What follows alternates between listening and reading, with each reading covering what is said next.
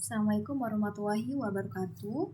Nama aku Evelyn Trianita Hikmalia dengan NIM 060201240209. Nah, di sini aku akan jelasin bab 2 yaitu landasan syariah hukum faraid.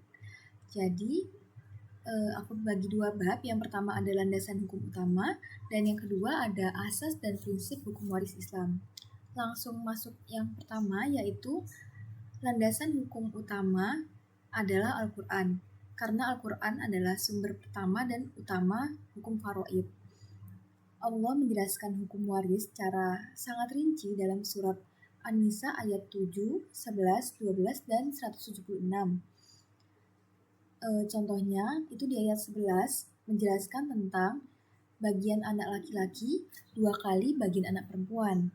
Bukan karena diskriminasi, tapi karena tanggung jawab laki-laki dalam keluarga itu lebih besar. Nah, dari sini dapat dilihat bahwa Islam itu mengatur warisan bukan asal rata, tapi berdasarkan keadilan proporsional yang sesuai dengan beban dan tanggung jawab masing-masing keluarga.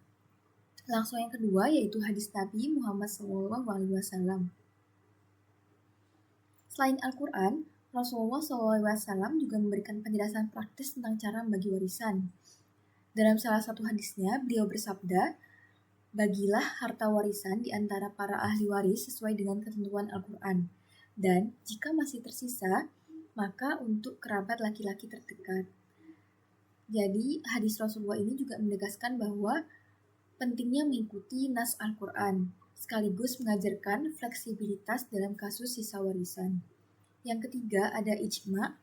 Ijma itu adalah kesepakatan para ulama tentang hukum tertentu dalam waris. Misalnya, bagian nenek jika orang tua sudah meninggal. Yang keempat ada qiyas dan ihtisan, di mana qiyas itu adalah menganalogikan kasus baru dengan yang sudah ada hukumnya dalam Al-Quran. Sedangkan ihtisan adalah mempertimbangkan kemaslahatan masyarakat agar hukum tetap relevan dan membawa manfaat. Poin yang kedua yaitu asas dan prinsip hukum waris Islam. Yang pertama ada keadilan, di mana di sini keadilan di sini itu tidak berarti sama rata, tetapi seimbang sesuai dengan posisi dan tanggung jawabnya. Yang kedua ada kemaslahatan, yaitu menjaga manfaat dan mencegah kerugian, baik untuk individu maupun masyarakat. Dan yang ketiga ada proporsionalitas, di mana setiap ahli waris mendapat bagian sesuai kedekatannya dengan pewaris yang meninggal dunia. Mungkin itu saja yang aku sampaikan.